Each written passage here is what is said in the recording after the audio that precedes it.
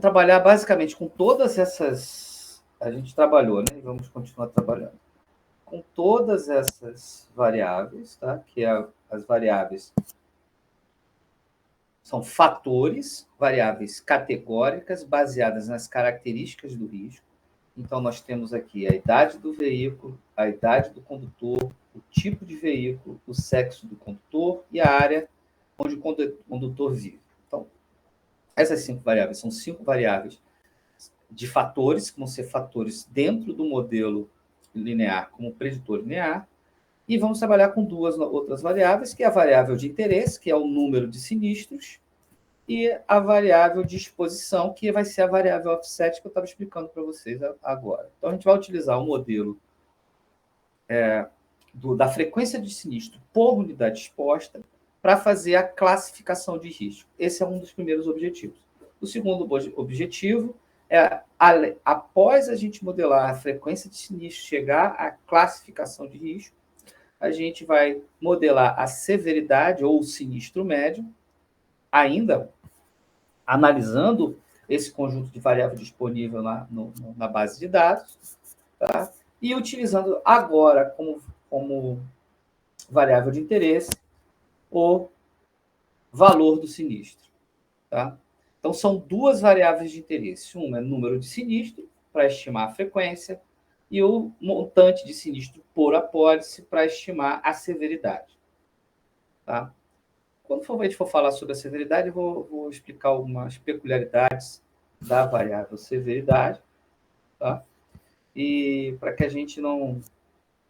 para esclarecer alguns conceitos sobre a informação que existente sobre o montante de sinistro nesse conjunto de dados. Eu já tinha comentado na aula de análise de dados que o valor de sinistro ele possuía uma peculiaridade, porque era o montante de sinistros da apólice. Então, se a apólice tivesse um sinistro, essa variável claims ST0 teria o valor desse sinistro. Se tivesse 2 sinistros, teria o valor, essa variável me daria o total desses 2 sinistros.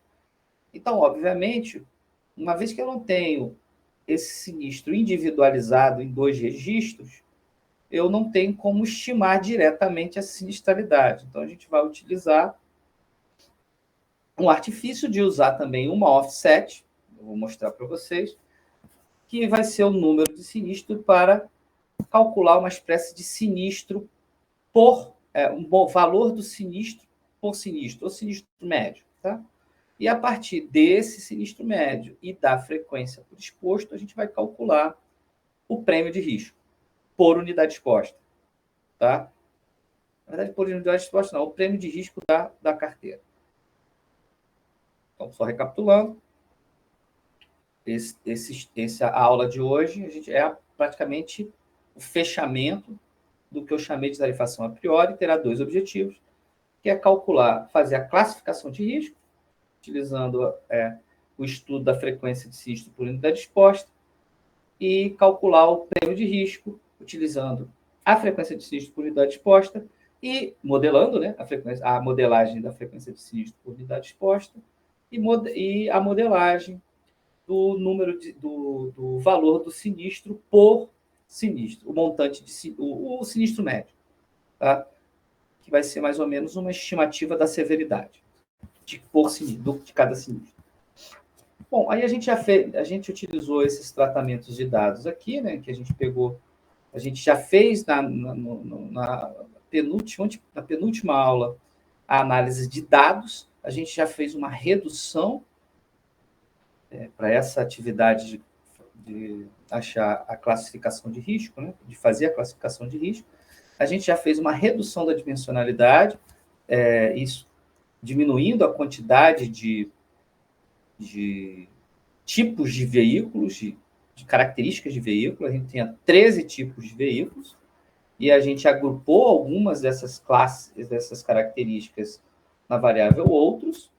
Poderia ser feito de outra forma? Poderia. A gente optou para essa forma aqui, separando apenas 4 tipos de veículos. Seria hatchback, sedã, station wagon e utilitário, e outros. Então, todos os outros tipos ficou numa classe só.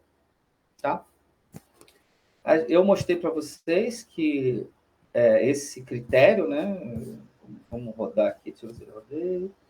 Aqui essa primeira, aqui eu começo a parte de tratamento de dados, carrego esse conjunto de dados, verifico se as variáveis de interesse estão dentro dos tipos que me interessam. Eu já verifiquei aqui que não, tá? Que o tipo de veículo da caractere, a idade, as variáveis explicativas não estão no tipo que é compatível com o estudo que a gente vai fazer. A gente quer transformar esses tipos, caractere e inteiro, que estão aqui, ó, no conjunto de dados original, em fatores. Tá? E aí a gente chega utilizando a função sFactor, a gente vai utilizar essa sFactor para transformar cada uma das variáveis explicativas em variáveis categóricas como fatores. Vão ser identificadas agora como tipo fator, que é muito importante.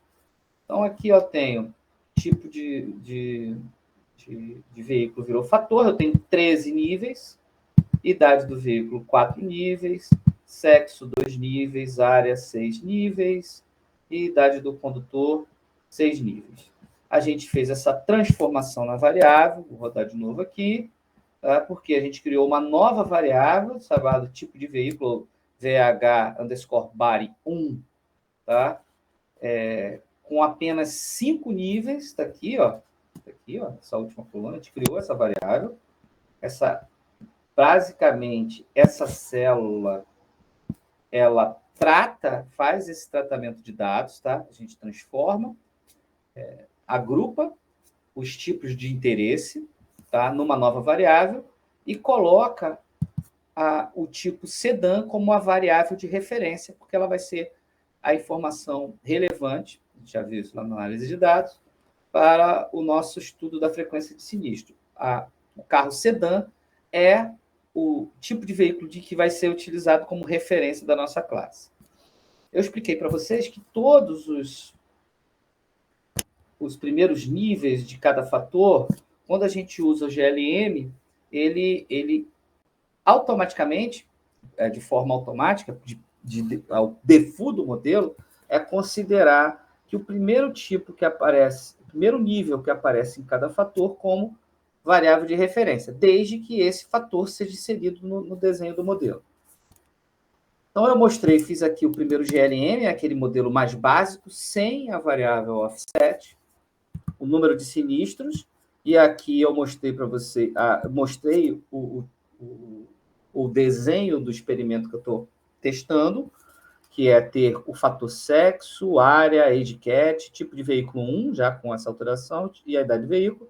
Considerei que a distribuição é do tipo Poisson, e aqui ele gerou os coeficientes desse modelo, os coeficientes de cada uma das variáveis, onde o intercept ele representa a variável, a característica ou o perfil da base. Eu fiz esses exemplos do perfil da base. Tá? E também, deixa eu ver aqui, fiz alguns testes, não sei se eu cheguei a fazer uns testes aqui para vocês. Esse aqui é o modelo 1, né? E aqui eu iria mostrar algumas outras coisas, mas eu quero partir direto para o modelo 2. No modelo 2, o modelo é exatamente o mesmo. O que diferencia um modelo do outro, basicamente, é quando eu acrescentei a variável offset no modelo, e que essa variável offset ela faz o ajuste, e a média estimada nesse modelo já vai ser automaticamente, o preditor linear vai me dar, aplicado a inversa da função de ligação, vai me dar diretamente a frequência por unidade exposta. Tá? Então, a partir de cada uma das informações que vão estar nessa primeira coluna, que é a estimativa, eu posso montar qualquer frequência esperada. E hoje, sim, aí com essa informação, eu mostrei para vocês que a variável da base, ou seja, o que vai estar na base, tá? A área F, sexo feminino, área A, tá? Opa, deixa eu sair daqui. Área a idade do condutor é da classe 1, o tipo de veículo, tá? Daquela variável VH-1 é sedã, e a classificação do veículo é da classe 1. Então, isso é o perfil da base. Eu comentei para vocês, esse perfil é o que está na base. E com base nesse perfil, o valor, a frequência esperada de sinistro para esse perfil da base é ESP, que é o inverso da função de ligação, que é o log, né? Do beta zero, gerado a partir desse modelo mais completo, desse modelo que considere a exposição como uma variável offset, como uma característica da variável offset. E com isso a gente chegou à estimativa, à frequência esperada do sinistro do perfil da base. Que aqui no caso deu 0,216793, blá, blá, blá, pontinho, pontinho, sequência, tá? Eu mostrei para vocês de uma forma mais rápida, né? Que o... Tá vendo? Parou de gravar de novo. Começou.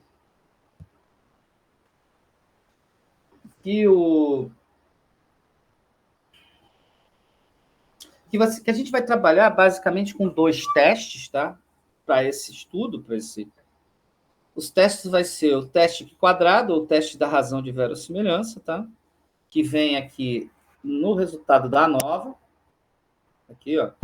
Esse comando vai me dar diretamente esse resultado, tá? E esse teste quadrado, ele me dá a razão de verossimilhança, o teste do log da razão de verossimilhança, que é o teste do Divines, tá? E ele vai me dar que teste é esse? É um teste que diz a bondade de ajuste, é um teste associado à bondade de ajuste e diz o seguinte, você está encaixando vários modelos. Você começa com um modelo nulo, em que você não tem nenhum fator, depois ele acrescenta um segundo fator do modelo e verifica o impacto disso no teste, com base no teste. O que quer dizer isso? Quanto menor, se você, por exemplo, o modelo nulo, que não tem nenhuma variável, nenhum fator, ele me gerou um resíduo DEV, né, de 25.506,97. Quando eu acrescento a variável sexo, então eu vou ter um modelo beta 0 mais beta 1, tá? Em que o beta 0 representa o sexo feminino e o beta 1 representa ser do sexo masculino ou não. Ele diminui o erro de 25.506 para 25.505. Existe uma informação. Essa informação, ela é relevante? É o que o teste quadrado vai me dizer. O p-valor é 0,20. Isso quer dizer que ele rejeita até o nível de confiança que a gente vai estar usando. Tá? Desculpa, ele aceita a hipótese nula até o nível de confiança. Então, ou seja, ele rejeita a hipótese de confiança, a hipótese nula, até o nível de confiança. O nível de confiança que a gente vai usar nesse teste é 5%. Tá? Esse conceito de p-valor, eu espero que vocês já tenham visto em alguns dos cursos, tá? De inferência, de regressão. Tá? Eu espero realmente que vocês tenham visto esse conceito de p-valor num desses cursos. Mas a ideia inicial é que você está formulando 2 hipóteses. Eu acho que isso é um conceito bem interessante de se citar. Uma hipótese é a hipótese que o cientista está querendo testar, que é a hipótese alternativa. E a hipótese que a alternativa que a gente está querendo testar é que todos os betas dos fatores que eu estou colocando, no caso desse teste aí, tá? Eles são diferentes de zero. E a hipótese nula é que sejam iguais a zero. Tá? Então, essa hipótese nula, se você aceitar essa hipótese nula, você está dizendo que é irrelevante o efeito desse fator no experimento, com base na amostra que eu estou disponibilizando. Tá? Esse é o teste da razão de verossimilhança. Você está testando um modelo contra o outro. Tá? Um modelo sem o fator com o modelo com o fator. O modelo com o fator é a minha hipótese alternativa. E o modelo sem o fator é a minha hipótese nula, neste caso especificamente. Tá? No caso aqui, o p-valor que está dando é 0,20%. Para o nível de confiança que eu estou usando de 5%, eu aceito a hipótese nula. Isso quer dizer o seguinte: o fator sexo não é um fator significante para a análise. Tá? De cara, já posso dizer isso. Ou seja, ele não agrega informação relevante para modelar a frequência de sinistro por unidade exposta, esperada. Frequência esperada de sinistros por unidade exposta. Não agrega valor. Tá? Quando eu acrescento o fator área, ou seja, eu estou acrescentando outros 5 parâmetros, quais são? Na verdade, estou acrescentando os 6 parâmetros. É o parâmetro da área A, B, C, D, E e F. Sendo que agora eu tenho um modelo com um beta 0, tenho outro com um beta 1, que é do sexo, e tenho mais 5 parâmetros, cada beta desse associado à área B, C, D, E e F. Neste caso, o intercepto, o parâmetro do beta 0, ele está me dando o efeito na média, tá, do perfil sexo feminino e área A. Tá? E tudo que você vai estar acrescentando são os parâmetros residuais, mas isso a gente vai falar na próxima análise. Neste caso, observe que o p-valor é um número 0, aqui é elevado a menos 0,3, quer dizer que é 10 elevado a menos 3. Então, é 8,041 vezes 10 elevado a menos 3, o que dá um valor de 0,0008, ou 0,8%. Como eu estou usando um p-valor de 5%, um nível de significância de 5%, tá? E o p-valor calculado com base nessa informação do ResDev e considerando uma distribuição quadrada para o device, tá? Esse p-valor está me dando abaixo do meu nível de confiança, então, por isso, eu rejeito a hipótese nula e aceito a hipótese de que a área é um fator significante. E aí você faz isso para um outro modelo, acrescentando agora a idade do condutor, o tipo de veículo e a idade do veículo. Todos os fatores seguintes, eles têm p-valores muito baixos, ou bem inferiores ao nível de significância do meu teste. E, portanto, eu aceito todos esses fatores como que geram informações significativas no meu modelo. Então, ou seja, resumindo, essa tabela nova, ela vai me dar a informação do teste da razão de verossimilhança, que é um teste quadrado, tá? Associado aos modelos. É um modelo encaixado, que você começa com um modelo nulo, depois você vai agregando os outros fatores e testando se cada um desses fatores que você está agregando no teu preditor linear, eles mudam significativamente a frequência por unidade, a frequência esperada por unidade exposta. Tá? E o resultado dessa análise é que o único fator que não é significante é o fator sexo. Tá bom?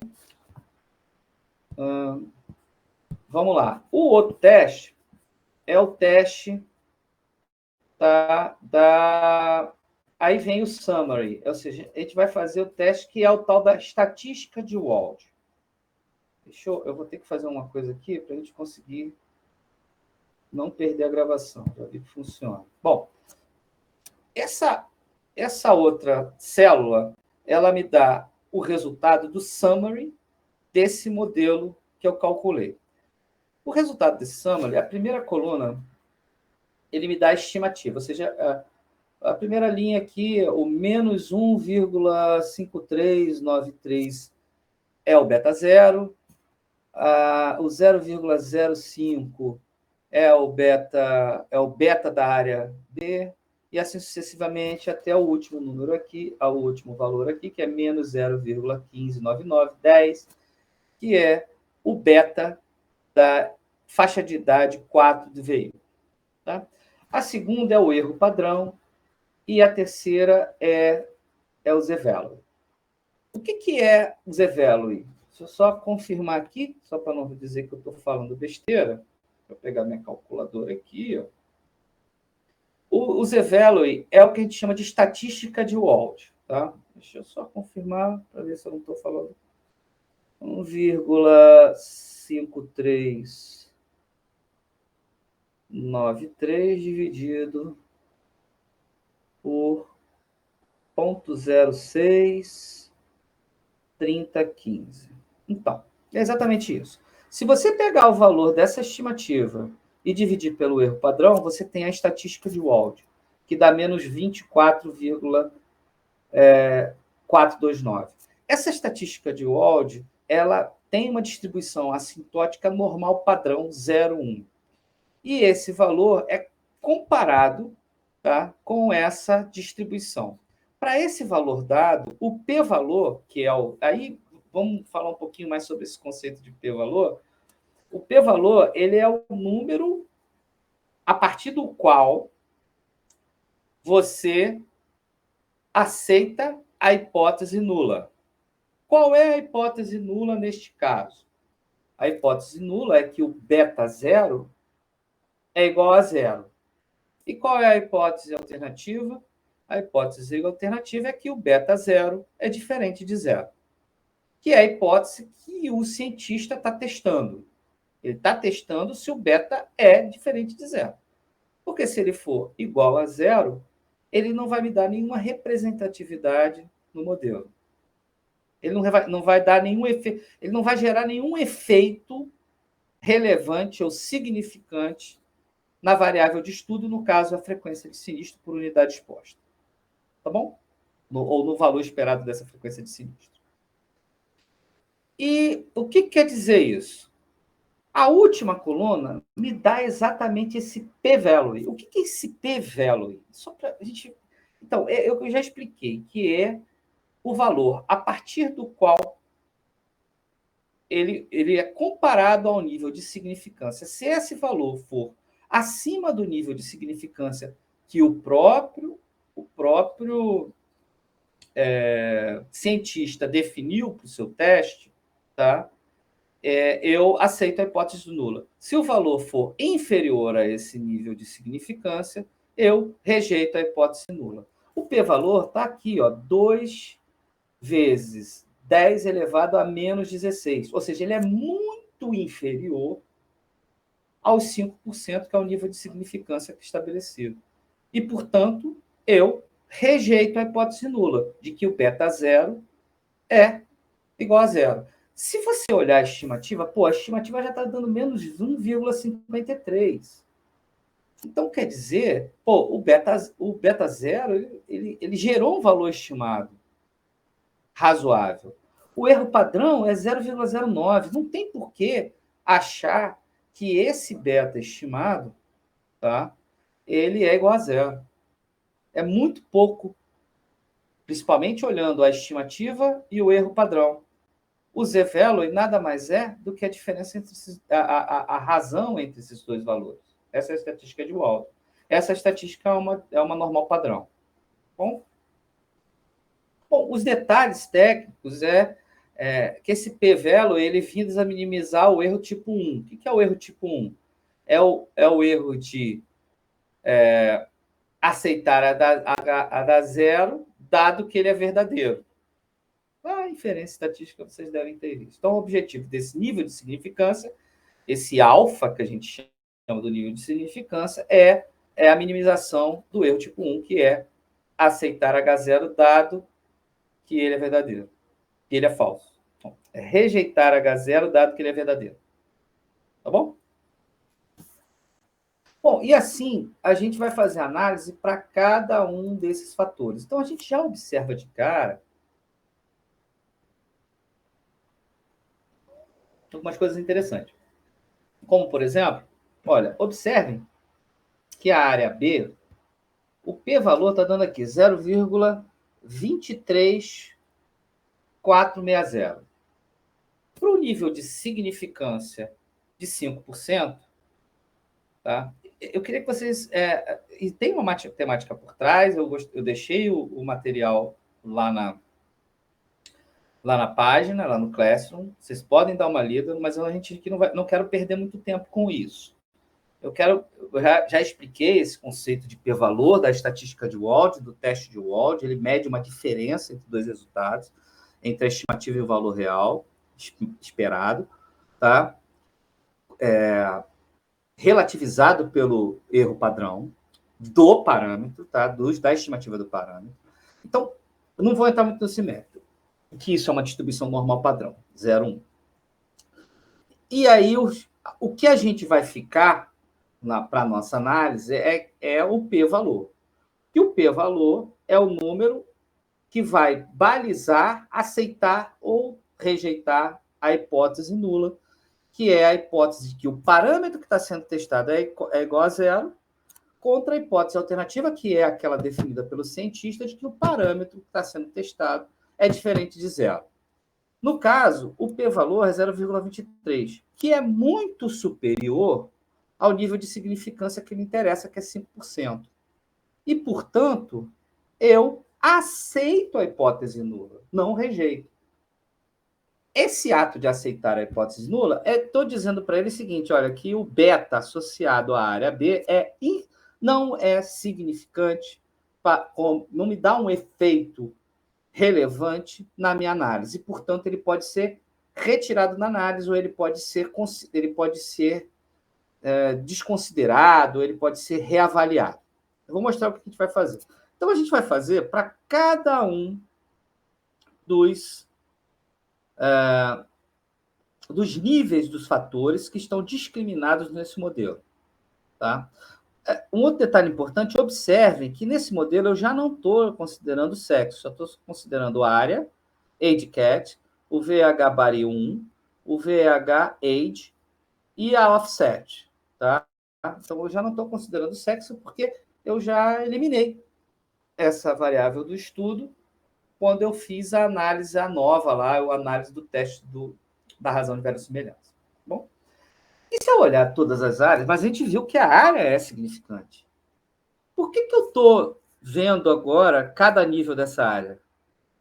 Porque ele existe, há um teste de significância que está logo acima, e vamos mostrar aqui para vocês, deixa eu mostrar para vocês aqui, da área. Observe que aqui, ó, a área me deu um nível de significância de 0,00, me deu um p-valor, né, de 0,00804. Bom, alguma coisa, ele está dizendo que todos os fatores são significantes, tá? Alguma coisa, só que não necessariamente todos, eles são o primeiro, o segundo, o terceiro, o quarto e o quinto fator são significantes em relação ao outro modelo.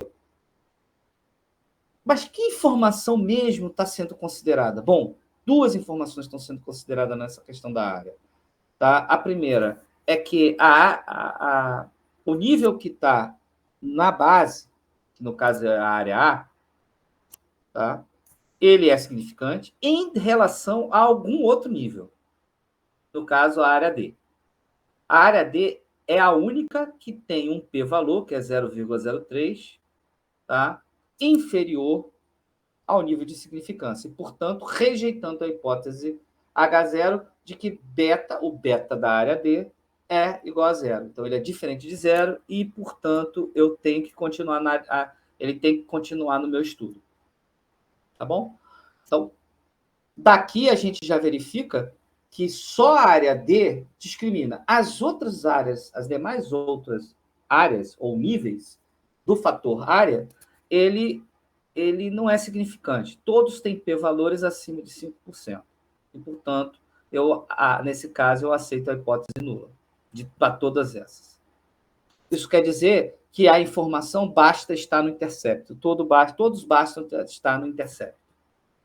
Bom, se você faz análise para o age cat, que é a idade do condutor, todos os níveis desse fator são significantes. Todos têm p-valores inferiores a 5%. E, portanto, podemos concluir que, neste caso, a gente rejeita a hipótese nula para cada um dos parâmetros associados a esses níveis. Tá? E aí vamos para o último nível, que é o tipo de veículo. Observem que a análise está seguindo a ordem que eu coloquei aqui no preditor linear. Primeiro veio a área, mais age cat, mais tipo de veículo, mais idade do veículo. Está vindo sempre com essa análise. O tipo de veículo, a gente percebe que hatchback tem um p-valor de 0,10, portanto, acima de 5%, e, portanto, eu aceito a hipótese nula, o hatchback não é significante, tá? E o outros é significante, um p-valor de 3%, 0,03. Outro que não é significante é o station wagon, e o outro que não é significante, não é só o station wagon, hatchback não é significante. Os outros fatores se mantêm significantes. Tá? Por fim, a classe de idade do veículo, que eram 4. Aqui só aparece a classe de idade 1 está na base, tá? E os outros foram discriminados aqui. A gente percebe que, ao nível de significância de 5%, no primeiro momento, só a idade 2, tá? A gente aceita a hipótese de que o beta associado à idade 2 não é significante. A idade 3, ele está no limiar, porque ele é 0,04 em vez de 0,05, que é os 5%. Tá? Então, ele está subjúdice, mas, por enquanto, vamos deixar ele separado no nosso experimento. E a área 4 tem um p-valor bem abaixo de 5%, então ele vai continuar no experimento. Então, claro, pessoal, então, isso é a análise. Com base na estatística de Wald, no teste da razão de verossimilhança, a gente já consegue fazer uma análise de risco. A gente já consegue identificar quais são os perfis ou as características de risco que são significantes para discriminar a frequência esperada por unidade exposta. Entendeu? E o que a gente precisa fazer? Agora a gente precisa ter um trabalho de fazer os agrupamentos necessários, tá, entre todos os fatores e criar novos fatores para considerar somente os níveis significantes em cada fator, que é o que a gente vai fazer logo abaixo. Deixa eu ver aqui. Logo abaixo, bom, aí obviamente aqui eu já mostrei para vocês que a frequência esperada de sinistros por unidade exposta de uma apólice com perfil equivalente da base, qual é? Aqui, esse modelo aqui, tá? Esse modelo aqui é 0,21, que é ESP de menos 1,539398. Tá bom? Agora vamos fazer os ajustes dos níveis não significantes para o teste de Wald. O primeiro é o fator área. Tá? No fator área, eu vou fazer o que eu fiz lá na parte superior, agrupando o fator tipo de veículo, né? Tipo de veículo, VH body, em outros, sedã, hatchback, station wagon e utilitário, vou fazer a mesma coisa.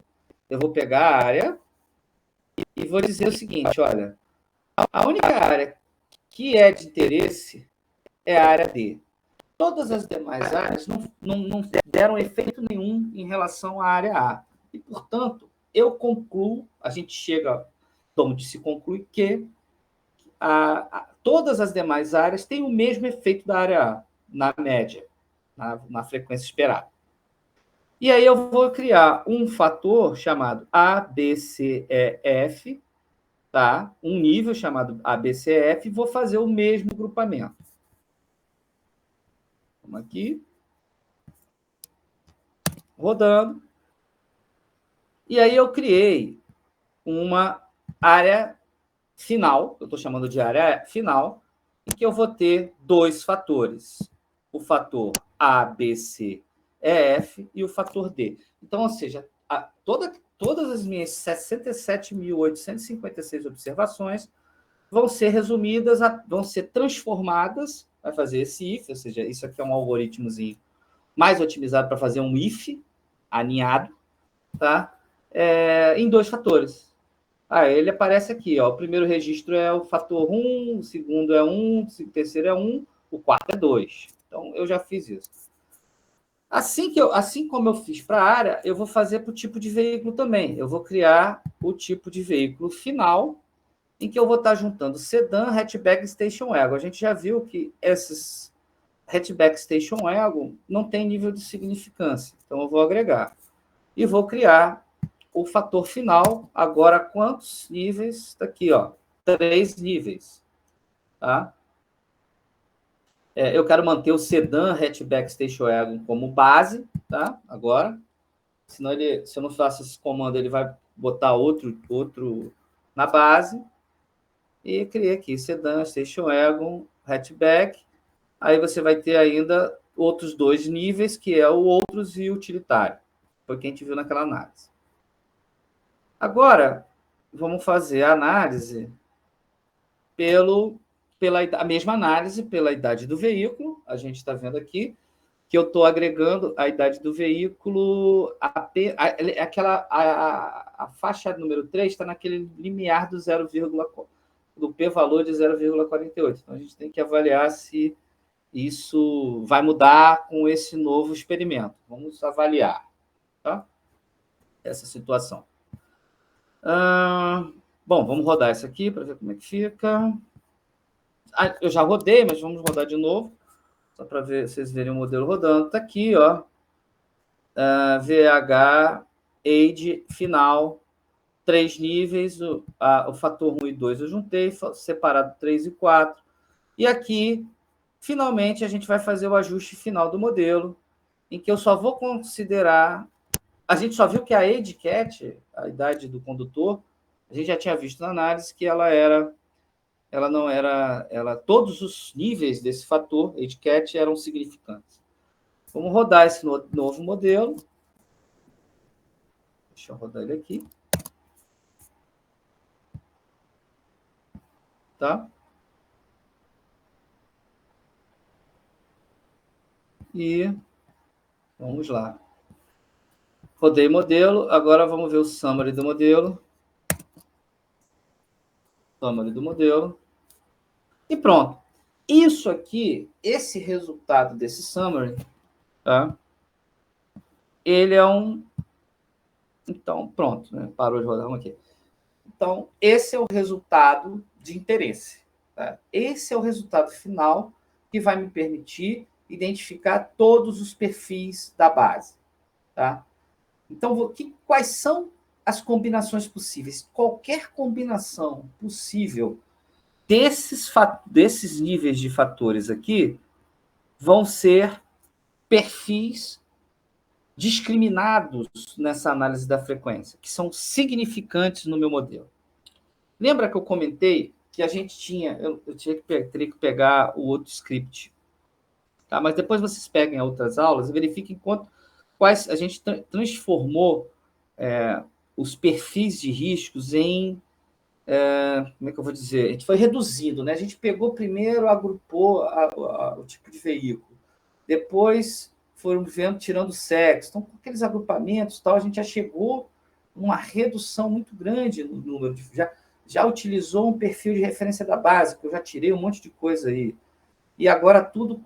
Então, com isso, eu fiz uma redução de dimensão do problema, tá? E cheguei a um perfil interessante significante para a minha análise de risco. Isso gerou o quê? Quantos perfis eu vou ter nessa análise? Deixa eu mudar para cá, para ver se eu não perco. Ele está gerando exatamente isso aqui. Olha, eu estou utilizando a EdCat, eu tenho 6 níveis. O primeiro foi para a base e os outros 5 continuaram discriminados. O modelo está aqui, ó. 5 EdCat com p-valores bem abaixo de 5%, tá? E todas essas aqui são as estimativas. Então, eu já tenho aqui 5 perfis diferentes, tá? Aí depois eu peguei a área, transformei em 2 perfis, tá? Então, o perfil A, B, C, E, F foi para a base e o D está discriminado. Então, é 1, tá? O tipo de veículo tem 3 perfis. Esse sedã, hatchback, station wagon está na base. E os demais, o outros e o utilitário, tá como discriminado. Então, tem mais 2. Então, eu tenho 4 aqui. Desculpa. Eu tenho 5 aqui no EdCat, 1 na área, 2 aqui, tenho 10 perfis possíveis. E mais 2 como a idade do veículo.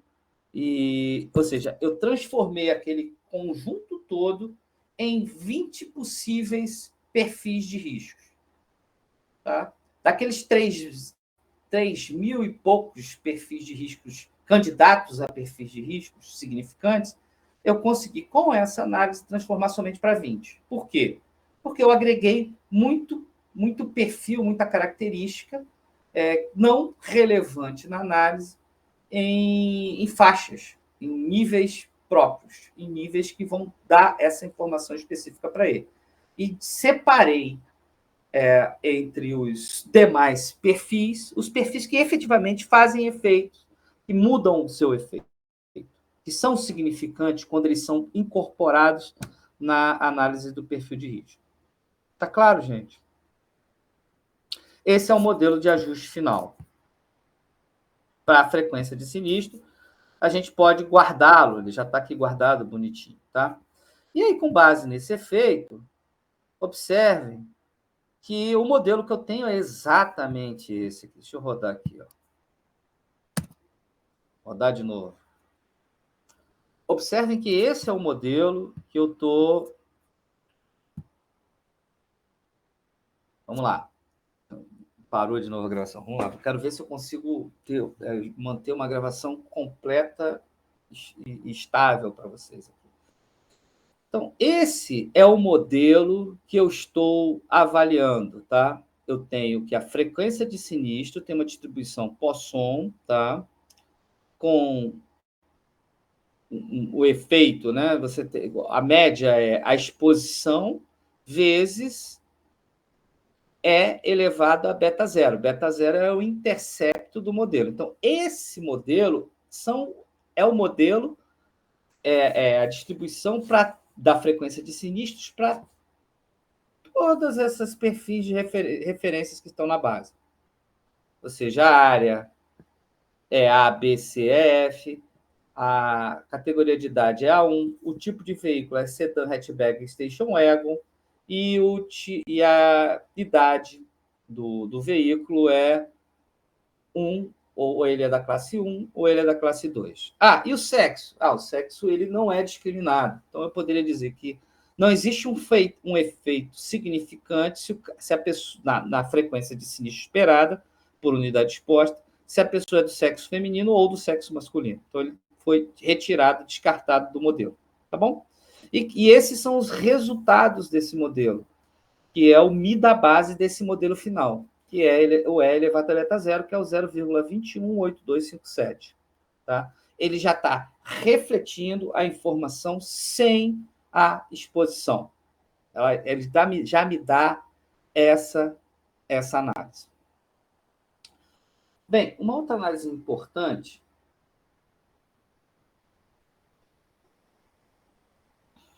é a análise do perfil de maior risco. Tá?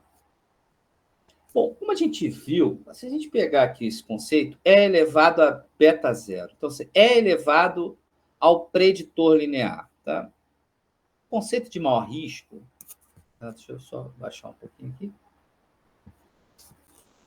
O conceito de maior risco, ele está associado a uma coisa que vocês aprendem lá em cálculo, quando você tem uma função monótona crescente.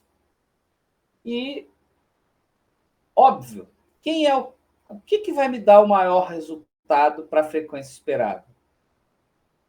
Se a função é crescente e monótona, ou seja, não tem descontinuidade no meio do caminho, ela é contínua em todos os pontos, tá? E ela é crescente, o maior risco é o que tem. Vamos lá, vamos voltar lá para cálculo. Se eu tenho uma função f de y é igual a e elevado a y, tá? E elevado a y é uma função monótona e crescente, tá? Então, se ela é uma função monótona e crescente, o maior f de y é o maior x, é o que possui maior x. Beleza? Tá claro para todos? Porque ela é monótona crescente. Uma função monótona crescente, se x1 for maior que x2, f de x1 é maior que f de x2. Quem é f aqui? É a frequência. Tá? A frequência esperada, é o μ. É esse μ aqui. O μ é esp de eta, que é o preditor linear. Então, quanto maior o eta, maior o μ. Porque o esp é uma função monótona crescente. E aí, como é que eu identifico isso? Como eu sei que cada beta dessa função, tá, ele define se existe ou não aquele perfil, o que eu quero dizer? O beta, vamos pegar aqui, vamos descer um pouquinho.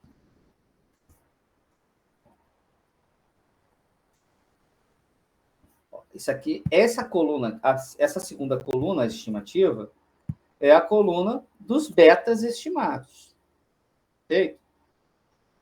E eu sei que o beta da idade 2, ele só vai entrar no cálculo da frequência se o carro for da idade 2. Caso contrário, o valor é zero. Porque aí o x da idade 2 vai ser zero, e, portanto, dentro do preditor linear não tem efeito nenhum. Tá bom? Então, por essa característica, tá, dicotômica, de ser 0 ou ser 1, tá, que você vai inferir ou vai concluir qual é o perfil de maior risco. O perfil de maior risco é o que me dá os maiores scores, que é o preditor linear. Me dá o maior preditor linear. Então, de cara, o intercepto está dentro do perfil. Agora, você vai fazer as alterações dos perfis que estão lá representados pelo intercepto em função dos das maiores estimativas dos níveis de cada fator. Então, vou explicar isso aqui melhor. Bom, olhando a área F. A área F, eu tenho no perfil da base, desculpa, a área, né? A área final, né? No perfil da base, eu tenho a área A, B, C, E, F. Tá? E o outro perfil é a área D. Bom, a gente percebe que se a pessoa, o condutor, residir na área D, ele tem menos risco do que o da área A, B, C, E, F. Por quê? Porque eu vou estar diminuindo o score. Eu estou pegando menos 1,52 e diminuindo de menos 0,12013. Então, a área D não faz parte do perfil de maior risco. A idade do condutor. Bom, a idade do condutor, ela tem... O que está na base é a idade de classe 1. Todas as outras idades possuem estimativas negativas. Então, se eu considerar qualquer outra idade, eu vou estar sempre diminuindo o score. Porque eu estou pegando o menos 152 e diminuindo ou menos 0,15 ou menos 0,21, pontinho, pontinho, ou menos 0,45. Tá? Bom, da mesma forma, fazemos para o tipo de veículo. Aqui já muda, porque agora eu tenho outros e utilitário. O utilitário é negativo, a estimativa, mas o outros não. Então, se eu considerar outros, ele vai aumentar o score, ou preditor linear. E aí eu vou ter uma frequência maior do que o tipo de veículo que está na base, que é o quê? Sedã, station wagon e hatchback. Então, o perfil de maior risco agora é outros. A característica uma das características do perfil de maior risco é outros. Tá? E, por fim, a idade do veículo. Mesma coisa, a idade do veículo são todos fatores, são todas estimativas negativas. Então, todas essas estimativas, se forem sido consideradas, vai diminuir o score e não aumentar o score. Então, vai ser riscos menores do que o perfil que já está na base, relativos a essa característica. No caso do tipo de veículo, é o veículo, o tipo, as faixas 1 e 2. Dessa forma, a gente conclui que a única coisa que muda, a única mudança na característica de perfis é alterar para o tipo de veículo outros, ao invés de sedã, hatchback, station wagon. Isso é o que está representado na célula seguinte. Deixa eu mostrar aqui para vocês. Está aqui, ó. Então, no modelo final, quem é o perfil com o maior risco? É esse aqui, ó. A área continua sendo A, B, C, D, E, F. Não, esse aqui é da base. Tá aqui, o perfil de maior risco. É esse aqui. Considerado, ó. Aqui. O perfil de maior risco é o que possui maior score, considerando uma função de ligação logarítmica. E, portanto, a inversa à exponencial, que é uma função monótona crescente. Então, quem é o perfil de maior risco? A área F, dentro do fator área F. É um nome ruim porque tem um F aqui, mas é A, B, C, E e F. O tipo de veículo, a idade do condutor, a faixa de idade, quem está na primeira faixa. O tipo de veículo é o outros. Observem que a da base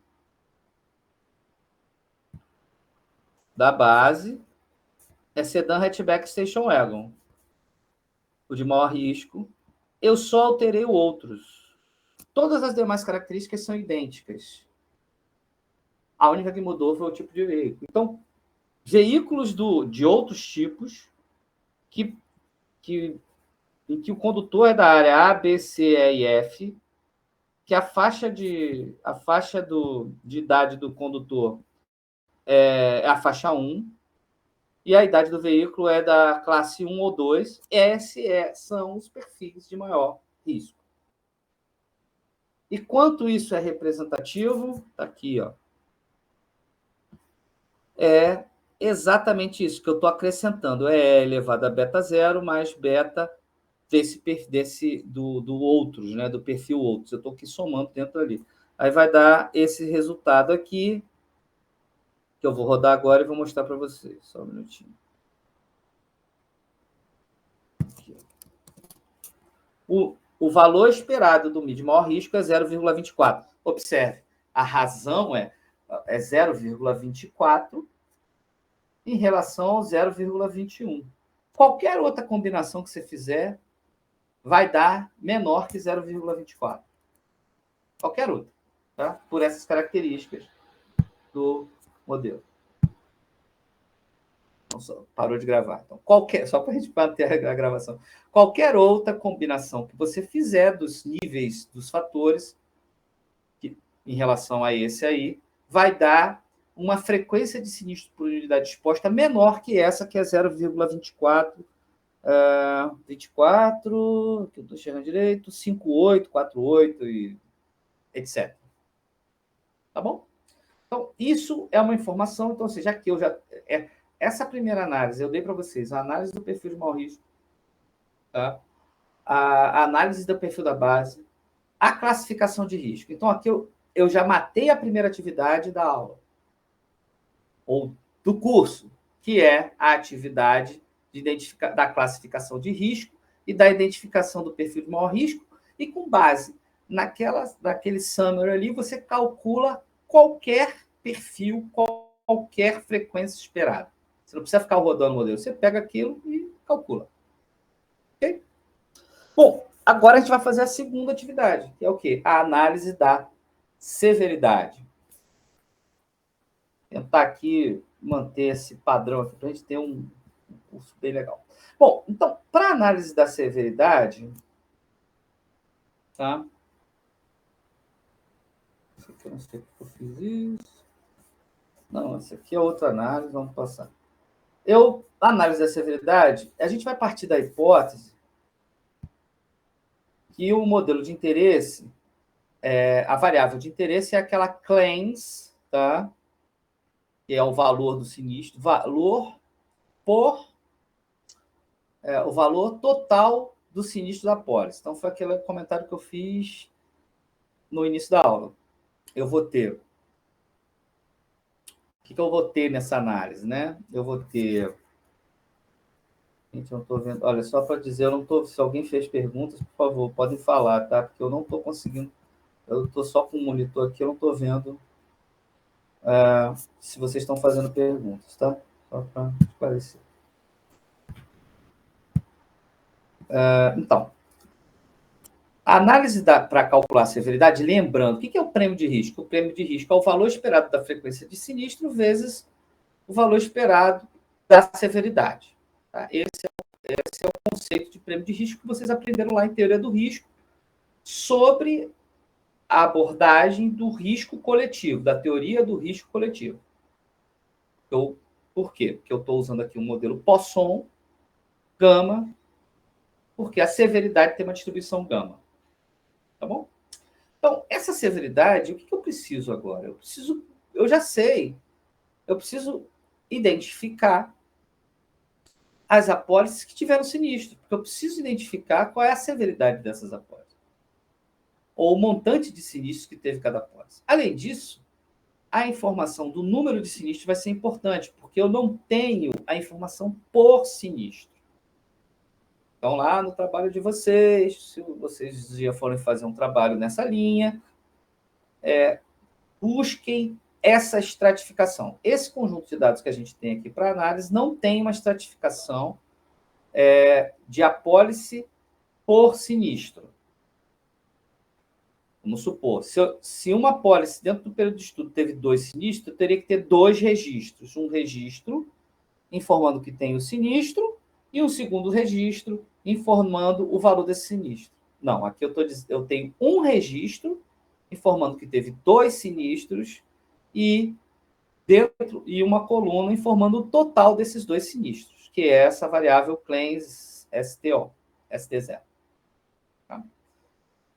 Então, não tendo isso, a gente vai usar a modelagem linear generalizada para estimar um sinistro por o valor médio, o valor por sinistro, tá? Com base nessa informação. Como? Utilizando a informação do número de sinistro agora como offset do modelo. Tá bom? E é que vamos lá, né? Então, eu tenho uma distribuição gama, eu preciso modelar essa distribuição gama. A parametrização para modelos lineares generalizados está lá no livro, depois vocês vão dar lá, está lá no material que eu disponibilizei para vocês, tá? É parametrizado pela média, tá? A distribuição gama. Então, você tem, em vez de alfa e beta da gama, você tem a média e o parâmetro de escala eta. Lembrando que na parametrização alfa e beta, o valor esperado de x é alfa sobre beta. Esse é o parâmetro da gama normal. Aqui não, eu já estou fazendo essa conta automaticamente com a parametrização mi e eta. Tá? Depois olhem lá no material que vocês vão entender direitinho que eu estou querendo fazer o que eu estou dizendo para essa parametrização. Aqui eu quero só que vocês olhem. Assim como tem a severidade, o que se tem que fazer? De fato, eu não vou fazer aqui, eu vou deixar para vocês fazerem, testar outras possibilidades, avaliar se a severidade é uma inversa gaussiana, se é uma log normal. A única coerência que tem que ter é que essa severidade é uma função monótona. tá? E contínua. Porque a severidade é um valor contínuo, não é uma contagem. 1, 2, 3, nem 0 em 1. Ela é contínua, maior que zero. Então, você tem que garantir que o domínio dessa função, num primeiro momento, seja um valor contínuo maior que zero. Tá? E para fazer esse estudo, eu vou fazer um subset, que é o que está aqui, né, nesse conjunto de dados, pegando os valores número de sinistros. Pode ver essa linha aqui, número de sinistro maior que zero. Vamos lá. Vamos rodar isso aqui. Eu estou criando aqui um outro conjunto de dados, um outro data frame, que eu estou chamando de car severidade, em que eu estou selecionando somente os registros que tiveram sinistros. Tá? Deixa eu voltar aqui. Aqui rodando os primeiros 10 registros, é até interessante aqui para vocês verem os índices. Rodando esses 10 sinistros, vocês veem aqui, ó, ele pegou o primeiro registro, é o 16, então somente no registro 16 do conjunto de dados originais CAR é que teve sinistro. Aí depois 17, 18, e depois pulou para 41, 65, 66, 96 e assim sucessivamente. Tá? Então, você tem o conjunto de dados já bem definido. Então, esse é o conjunto de dados. Que variável que é de interesse? É a variável da coluna 1, 2, 3, 4, da quinta coluna, claim CST0. Essa é a variável montante de sinistros. Então, só para fins de identificação dessa variável no nosso conjunto de dados, observem que os valores que estão constando, né, nessa coluna a primeira linha, né, a linha, ou linha 15 do modelo CAR, né, do conjunto de dados CAR, teve um sinistro de 669,51. Um sinistro. A segunda linha teve um sinistro de 806,61. A terceira também teve um. A quarta linha, que é a linha 41, né? Você teve 2 sinistros. E o montante desses 2 sinistros é 1.811,71. Na verdade, a gente quer estimar. O ideal era ter quanto deu um sinistro e quanto deu outro sinistro. A gente não tem essa informação. Tá? Mas o ideal era ter essa informação. Tá? Então, o que eu vou usar? Agora é uma análise completamente diferente da análise Poisson, quer dizer, o modelo, né? O modelo é completamente diferente do modelo Poisson e que não necessariamente vai me dar os mesmos resultados do modelo, daqueles perfis de riscos identificados no modelo Poisson. Agora vai dar as severidades significantes, vamos colocar assim. Só vocês lembrarem que numa análise de risco a gente sempre tem aquela dicotomia entre frequência e severidade. Não sei se vocês já viram essa matriz em que você identifica os quadrantes, onde tem pouca frequência e pouca severidade, o risco é mais controlado. Lugar onde tem muita frequência e alta severidade, geralmente são perfis de risco que não é de interesse. Não temos interesse nesse tipo de perfil. Assim, é o perfil que eu tenho que ter mais cuidado no gerenciamento de risco, tenho que ter mais critérios, porque eu tenho uma alta frequência e uma alta severidade. Então, ele tem muito risco envolvido. Então, ele tem que ter uma expectativa de retorno muito maior.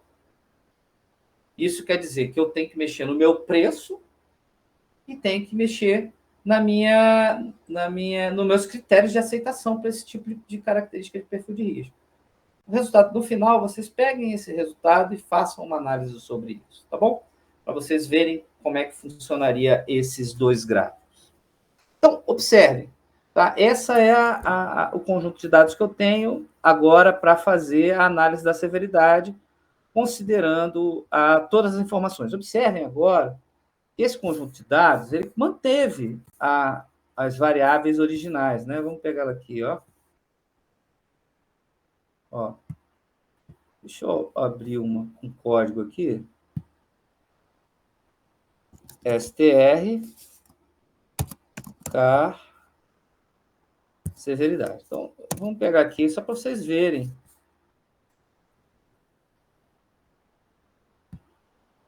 Então, vamos pegar aqui só para vocês verem o que tem nesse conjunto de dados, tá? A gente tem todas as variáveis, tá? As últimas variáveis, 4 variáveis aqui, foram as últimas 3 variáveis que eu tenho aqui, área F, VH body F e VH age, são variáveis que me geraram, tá, os resultados da Poisson, tá? Que está lá naquele modelo. Tá? Além de age cat. Mas tem as variáveis originais. Então, o que eu vou fazer? Eu vou fazer análise sobre essas variáveis transformadas? Não. Agora, a análise é independente. A gente tem que fazer uma outra análise. A análise independe da análise que a gente fez para a frequência de sinistro. A gente está analisando outra variável resposta, que é a severidade. Tá? E aí a gente está usando o modelo gama. Tá? E a parametrização, já falei para vocês que não é essa parametrização que está aqui, x, gama, alfa e beta. Não é parametrizado na média. A primeira coisa que eu já estou mostrando aqui para vocês é uma análise de dados. Então, faço um histograma, tá? Para vocês terem uma noção de como, dentro dessa amostra, o total de sinistro está distribuído. Observe que estão valores maiores que zero. Vamos lá. Então, a primeira coisa que a gente vai fazer nesse conjunto de dados é fazer uma amostra e identificar, ter uma sensibilidade sobre qual é a distribuição da frequência de sinistro. Olha, essa distribuição, esse gráfico, esse histograma, que ele me dá uma percepção razoável que a frequência de sinistro me tem um valor muito alto, tá? Para severidades pequenas, que é o que a gente espera, né? Na verdade, você tem um sinistro, no máximo 3, 4, mas pouquíssimos sinistros acima de 2 sinistros, tá? Pouquíssimos registros acima de 2 sinistros, mas tem alguns sinistros, alguns montantes de sinistro por apóstolo muito elevado. Talvez, se eu tivesse por severidade, por sinistro a sinistro, esse gráfico teria uma cara diferente da dessa. A gente teria talvez um pouco mais suave. Aqui você tem um pico muito alto de poucos sinistros, uma queda muito elevada, uma cauda muito longa. Por isso que é importante ter a informação da severidade por sinistro, o valor por sinistro que deu, e não o total de sinistro da pólice. Tá? Porque ela pode ter uma outra característica, uma outra cara para essa distribuição. Com essa cara, eu dizer que ela é uma distribuição gama, é forçar um pouquinho a barra. Eu estou acreditando, estou partindo da hipótese que a frequência por unidades, o valor do sinistro por sinistro, o valor individual do sinistro, ele tem uma cara mais próxima à gama. Essa cara aqui, ela é mais próxima à inversa gaussiana. E eu não estou fazendo isso, mas eu estou ajustando esse conceito com vocês aqui agora. Vou usar a hipótese da gama. O ideal é usar a hipótese da inversa gaussiana, tá? Porque ela tem mais cara. Se fizerem um teste de hipótese, testar a bondade de ajuste, vocês vão ver que isso aí vai dar uma inversa gaussiana, tá? Que também faz parte da família exponencial, assim como a gama, assim como a normal e assim como a log normal. Tá? Só para deixar registrado. Agora, então, a gente vai fazer a análise desses resultados. O modelo que eu estou usando, sim, isso é uma coisa muito importante que eu estou colocando aqui.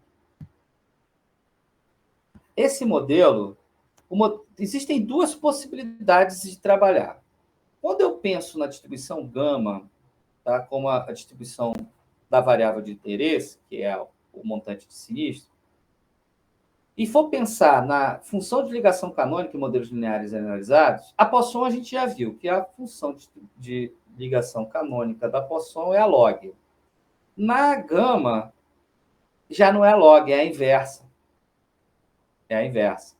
Se vocês olharem na parametrização da gama, vocês vão ver que é a inversa. Só que a inversa, ela gera um problema, porque ela não é uma monótona crescente, ela é inversa. Aí você vai ter que inverter as lógicas. Vocês podem modelar pela inversa, não tem problema.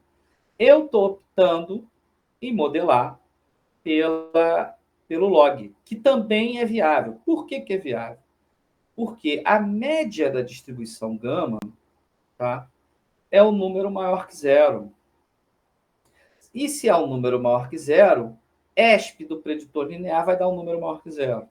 Então, eu estou mantendo o domínio dessa média. Não estou alterando. Usar o log é permitido. Não vai dar erro, não vai dar problema. Mas é diferente de usar a inversa. Os resultados são totalmente diferentes. Bom, essa linha de baixo, esse é o primeiro modelo que eu estou chamando de Model 1.7. Eu estou gerando uma GLM, observe a variável de interesse aqui, a claim, ST0, e aí aqui as variáveis de estudo. Bom, eu vou manter o VEABARE 1, que é a primeira, no invés de, a gente já sabe que o aquele agrupamento inicial com cinco tipos de veículos, sedã, hatchback, station wagon, utilitário e outros, é o que a gente vai manter como base, como parâmetro de estudo, porque a gente já viu na análise de dados que o resto tem pouca exposição. Então, não quero manter, não quero fazer nada diferente. A idade do veículo vai ser uma. Sexo, eu vou manter sexo, porque a gente precisa avaliar se o sexo é relevante para modelar a severidade. Tá? Depois a área, EdCat, data, car, severity. Observem que aqui eu não, é o primeiro modelo. Tá? Vamos ver como é que é o resultado desse primeiro modelo. Rodando esse primeiro modelo. E vamos gerar a nova. Vou fazer para vocês essa análise logo. Tá? Para vocês verem. Então, olha como é que a coisa começa a ficar curiosa. Tá?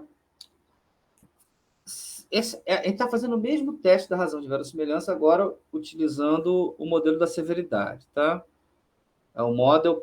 Não é model 1, não. É model.7. Esse modelo, ele está me gerando o quê? Ele está me gerando, no modelo mais completo, você não está gerando nada. Depois, o tipo de veículo. Quando você insere o tipo de veículo, o p-valor está abaixo dos 5%, está 0,01, o p-valor é 0, o nível de significância escolhido pelo experimento é 0,05. Então, eu rejeito a hipótese nula de que todos os parâmetros dos níveis dos fatores VEA-Barbari 1 são iguais a zero. Todos. Olha bem a hipótese que eu estou testando aqui.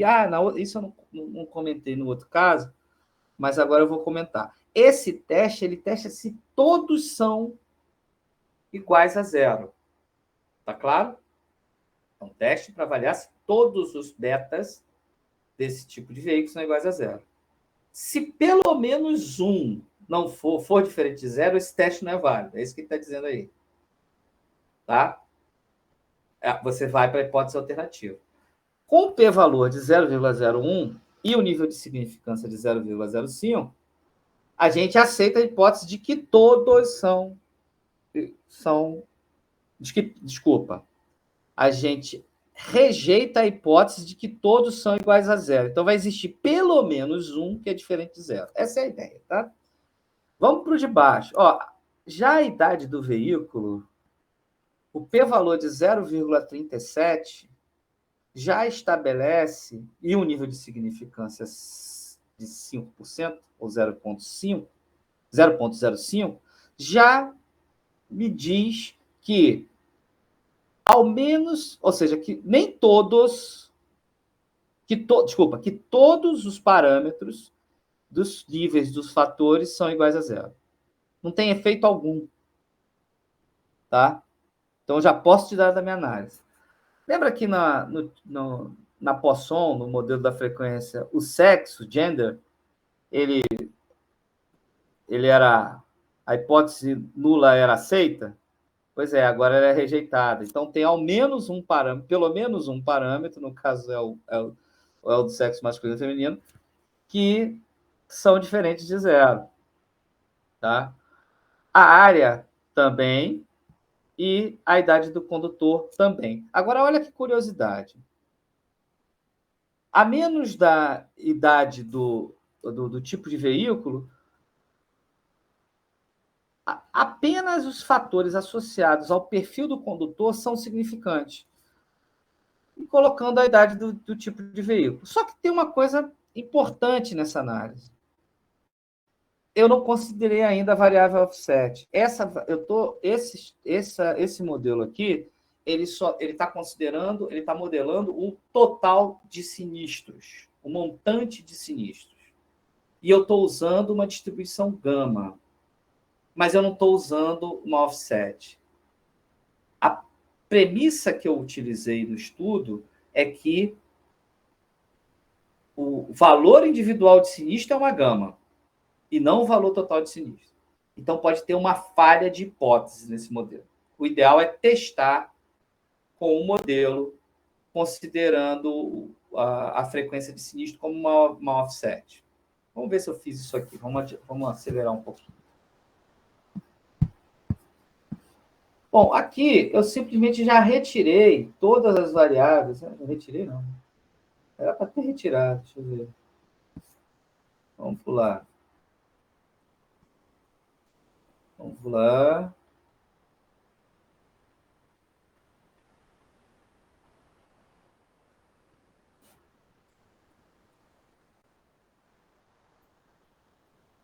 Deixa eu ver o que eu fiz, o que eu estou.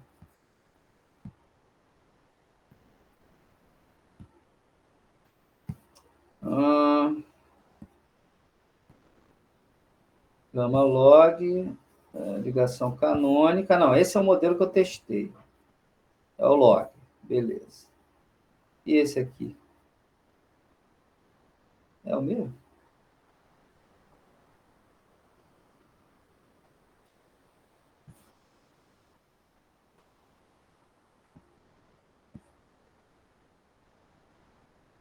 Faz o mesmo. Não me interessa rodar, não. Não me interessa rodar. Eu quero rodar um outro modelo aqui.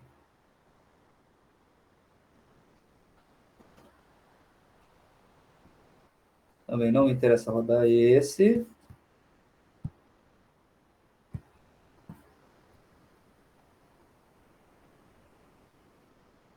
Bom, então eu vou fazer uma intervenção nesse script aqui, já. O que eu vou fazer? Eu vou pegar... Esse foi o primeiro modelo que eu rodei, né? Então, eu vou criar um segundo modelo. Uma linha de código.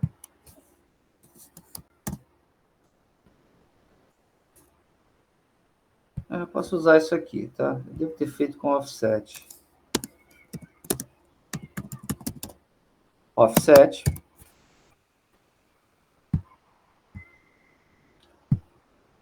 Offset log de clan de número de sinistro. Num clans. É esse aqui, essa variável aqui.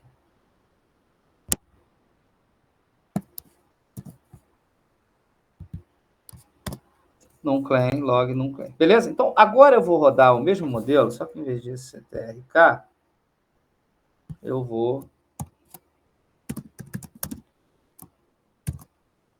pegar a nova, né? A nova. Esse meu aqui.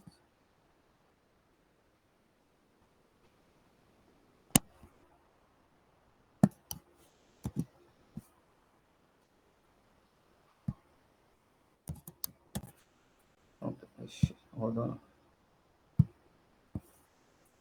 Vamos pegar aqui a nova.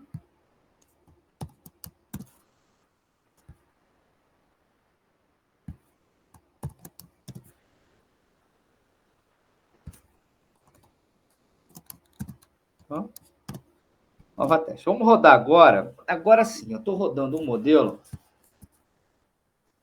Isso é o que me interessa, porque estava faltando essa informação lá e eu não quis. Bom, rodar. Então, agora sim, tá? Eu estou rodando um modelo que eu tenho uma variável offset, que é o log no número de sinistro, para ajustar aquela informação. Agora eu estou modelando o que efetivamente interessa, que é o sinistro médio. Eu estou tirando o efeito do número de sinistros que está me atrapalhando. O que me interessa é calcular o valor do sinistro individual e não o montante de sinistro da apólice. Tá? E aí está o resultado. Observem agora que neste resultado me dá a análise que eu tinha comentado anteriormente com vocês. Tá? Qual é a análise? Você tem que, na nova, no teste da razão de verossimilhança, os dois fatores associados ao tipo, à característica do veículo não são significantes para o nível de significância de 5%. Porque os p-valores estão dando... O da idade do veículo está dando bem acima, está dando 0,48, bem acima do 0,05.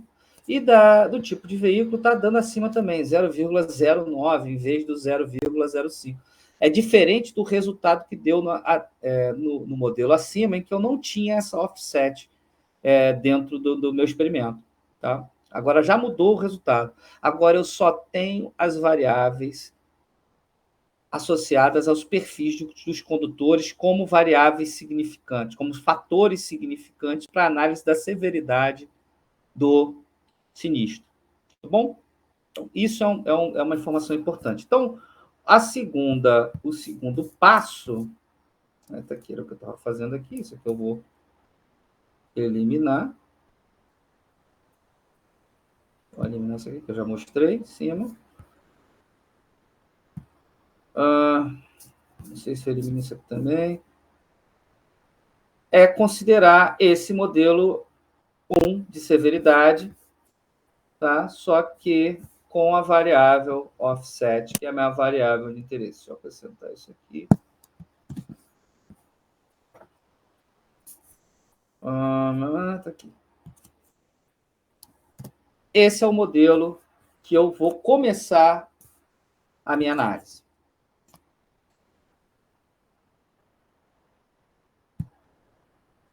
Só para reforçar, o que eu fiz agora? Eu retirei da minha análise todos os fatores associados ao veículo e mantive somente os fatores associados ao condutor: sexo, área de residência e idade do condutor. Acrescentei o log do número de sinistro, porque a função de ligação log, isso aí vai seguir a mesma lógica da Poisson, com função de ligação log, canônica. Só que aqui é a gama e eu estou usando o link, estou forçando, observe que agora eu estou forçando que o link seja o log, tá? Para me dar esse resultado. Então, esse modelo SEV1 é o que está rodando aqui, está rodado aqui. Vamos agora avaliar. A nova a gente já avaliou, né, anteriormente. Agora vamos avaliar as estatísticas de Wald. Tá? É a mesma análise que a gente fez. Peraí. Então, agora vamos avaliar o summary desse modelo. E é exatamente a mesma análise que a gente fez para a frequência de sinistro como a distribuição Poisson. Tá? Por quê? Porque tem é o mesmo desenho, a mesma característica das variáveis TAMI, sim e não. Bom, neste caso, nós vamos ter aqui. Olha que interessante. O intercepto está dando 7,65, tá? O sexo masculino, a gente já sabe que, em função desse experimento, eu tenho sexo, gênero, área e idade, tá? Do condutor. Então, eu já sei, pelas características dos fatores que eu estou colocando nesse modelo, que quem está na base... Bom, a gente está vendo aqui, só olhando aqui a gente já sabe quem é, porque a gente sabe quais são os níveis dos fatores. Eu tenho sexo masculino, então, ou seja, quem está na base é o sexo feminino. As áreas A, B, C, D, E, F, só apareceu estimativa para B, C, D, E, F. Então, a área A está na base. E a idade do condutor tem 2, 3, 4, 5, 6. Então, a gente já sabe que a base, o perfil da base do estudo da severidade é sexo feminino, área A, idade 1. Tá bom? Uma outra coisa bem importante e bem curiosa e bem contraditória, que eu fiz isso de propósito, tá? É que, observem que a área, com exceção da área F, todos os demais betas das áreas não são não significantes. Isso quer dizer que eu tenho que fazer o mesmo tratamento que eu fiz para a frequência de sinistros. Agrupar, agregar todas as demais áreas, com exceção da área F, na base. Por quê? Porque os p-valores são muito superiores ao nível de significância, tá? E, portanto, eu aceito a hipótese nula de que os parâmetros de cada um desses níveis são iguais a zeros e não diferentes de zero. E, portanto, o que foi estimado aqui não faz sentido. Tá bom? Então, eu tenho que agregar esses parâmetros da base. Por outro lado, a idade do condutor, a idade 2, a faixa de idade 2 está no limiar. Da mesma forma que eu fiz a análise no anterior, a idade do condutor está no limiar. O nível de confiança é 5%, e o valor deu 5,68, ou 0,05 contra 0,0568. Por enquanto, eu vou manter ele separado e vou fazer o ajuste. Essas informações elas podem estar sendo contraditórias, podem gerar valores estranhos, porque o experimento não está 100% correto. Então, alguma informação pode estar sendo considerada em outras estimativas. Vamos já ajustar o experimento. Como eu vou fazer esse ajuste? Pegando as áreas B, C, D e E e colocando na base. Tá bom? Então, vamos fazer isso logo. Cadê você? Vamos rodar aqui, ó. Tá aqui, já está gerado. A, B, C, D e E. Mesma coisa. Estou pegando, transformando. K, severidade. Cadê? K, severidade, área G. Por que eu botei G aqui? Tudo bem. Tá aqui, área G. Você tem dois níveis, A, B, C, D e E. Voltando, parou de novo. Então, vamos lá. Fiz a análise. Tá? Fiz a agregação da informação da severidade. E aí eu cheguei a esse último fator, a área G, que é esse que eu vou considerar no estudo agora, que agora eu acho que vai ser o resultado final da análise. Tá aqui, ó. Tipo de veículo não era para ser considerado. Gender, área G e age cat, tá? Mais a offset.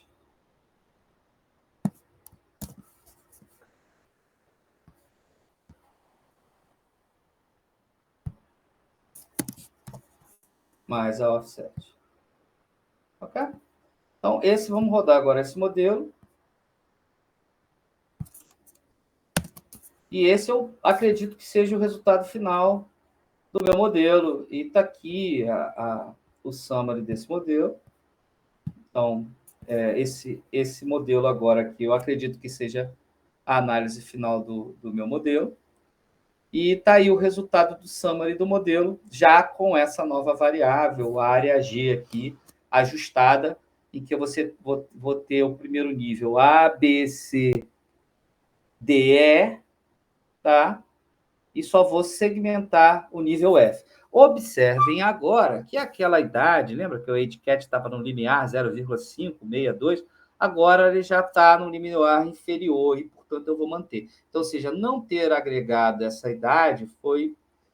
Se ele tivesse dado um valor acima de 5%, é aquela escolha, aceita ou não? Bom, se eu for estrito na informação, ó, muito, sabe, sem muita maleabilidade, eu diria, não, pega logo aquele valor e joga na base. Mas como a gente tem que fazer sempre as análises, e o ideal você também ter informações segmentadas para que você tenha um prêmio justo, vamos deixar ele separado. Então, mantém separado essa diferença muito pequena, eu vou aceitar uma diferença pequena do 0,5, tá bom? Então, está aqui. Esses dois modelos, o modelo para frequência de sinistro e o modelo para severidade, vão ser os modelos que vão me gerar o meu prêmio de risco. Tá? Vamos a ele, que é a parte final do nosso trabalho. No caso aqui... Não, isso aqui eu não vou fazer. Isso aqui é o que eu iria fazer se eu aceitasse, né? Mas eu não vou fazer isso. Agora vamos calcular vamos fazer o cálculo do prêmio de risco. Então, o prêmio de risco, bom, deixa eu deixar um pouquinho aqui para vocês verem. O que é a minha classe de referência? Né? A minha classe de referência foi aquela classe que eu identifiquei lá na análise da frequência de sinistro. Então, a classe de referência, o perfil de maior risco, tá? Ele vem de lá. E aí, a classe de referência vem de lá também. Aí eu peguei a classe da distribuição do modelo Poisson, do modelo da frequência de sinistro. Vou até mudar o nome desse regressão Poisson Gama. Eu estou chamando esse notebook de regressão Poisson, mas eu vou chamar regressão Poisson Gama. O que eu quero aqui? Como eu falei, eu quero calcular o prêmio de risco, o valor esperado de S-call. No caso, ele vai me dar o valor esperado de S-call por unidade exposta, por unidade exposta. Tá? E já vai me dar o valor da severidade. Ele vai me dar o prêmio da base. Qualquer pessoa, qualquer apólice que tem esse perfil vai receber esse mesmo prêmio. O que é? Está aqui, ó. S-call é o valor esperado de M vezes o valor esperado de X. Tá? Então, o S-call da base é o valor esperado do N da base vezes o valor esperado do X da base. E a gente calculou lá em cima. Acho que do X da base que eu não calculei. Está aqui, ó, que é o do coeficiente, E elevado ao alfa zero e o E elevado ao beta zero. Então, vai ser o produto de 0,218257 por 2.318. Então, ou seja, a severidade... Aí, calma. Essa é a classe de referência. Quem é a base? Quem é o prêmio dessa base? A gente vai ter que olhar no resultado da severidade. O que significa isso? Eu estou pegando A, B, C, E, F, EDCAT 1, VH Bari Sedan e sexo feminino. O sexo é irrelevante. Então, ou seja, para a severidade, só importa mesmo a informação associada ao condutor. Como na frequência isso não foi significante, eu teria dois prêmios. Um para o sexo feminino e outro para o sexo masculino. Tá claro? Então, a primeira conta é essa. Ó. Vou pegar A, B, C, D, E, F, EDCAT 1. Então, vamos ver aqui. Que caísse isso. Vamos ver. Quem é a minha base aqui? Ó, a base... Eu vou ter várias bases, olha só. Olha como é que essa conta é curiosa, né? Eu quero pegar o prêmio para A, B, C, E e F. Tá? Eu tenho severidade diferente para A, B, C e E. Tá? Dá severidade diferente para F. Então, eu estou pegando da minha base a informação da severidade para A, B, C, E, A, B, C, E, A, B, C e E. Eu tenho que calcular uma severidade para o A, B, C, E, F. Para o sexo masculino e outra para o sexo feminino. Então, eu tenho prêmios de riscos diferentes para a base. Olha que curioso. Vamos fazer essa conta direitinho? Deixa eu ajustar isso aqui. Eu tenho uma que é A, B, C, E, F, sexo, gender, feminino. Beleza? E é essa conta que eu fiz aqui. Agora eu vou pegar isso aqui.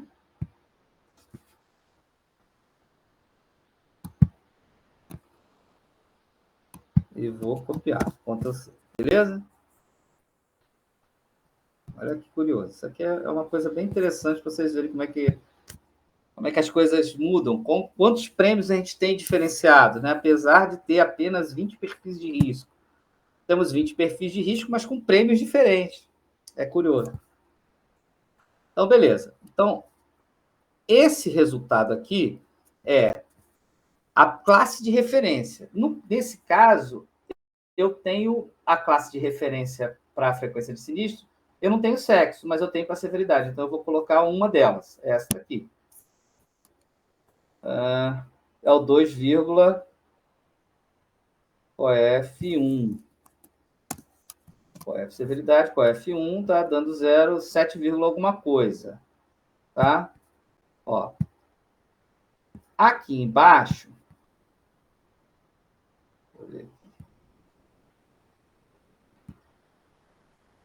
vamos botar aqui. Agora eu vou botar da classe do sexo masculino.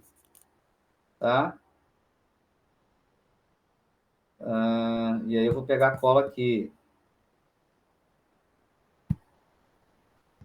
Então, eu vou pegar do sexo masculino. Bom, a gente já sabe que o sexo masculino é o coeficiente 2. Mais o coeficiente 1.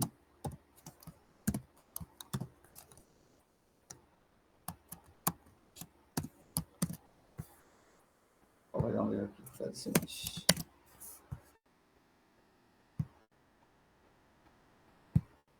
Beleza? Então, aqui eu vou ter a soma dos coeficientes, o score, tá? Para os perfis com o sexo masculino. Com o sexo masculino, exatamente, tá? E aí eu vou usar aqui esse resultado. Dá quanto? 7,86, blá, blá, blá. Vamos ver aqui.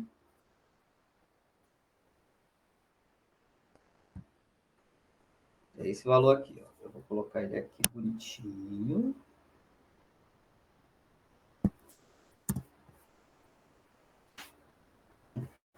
E besteira. É código, não é texto.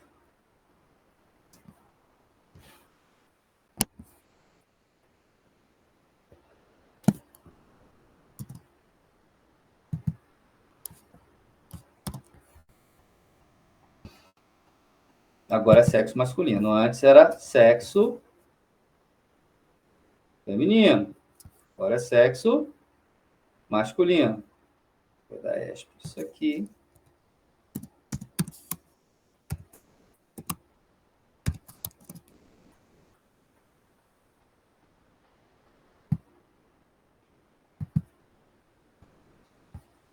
Aqui é alfa 0 mais